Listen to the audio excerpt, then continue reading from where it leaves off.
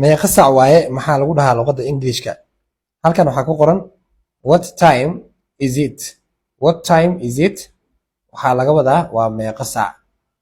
casharka haddii uu kusoo gaaray like saar, sidoo kale follow ina soo dheh. jawaabta waxay tahay it is 12 o'clock, ama waxaad dhihi kartaa it is noon, waa 6 saac, yacni 12 duhurnimo. kuwaana waa isticmaali kartaa sida it is 1 o'clock. It is 1 o'clock waa 7 saac ama kowdii.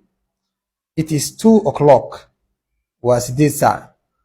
It is 3 o'clock waa 9 saac. It is 4 o'clock waa 10 saac.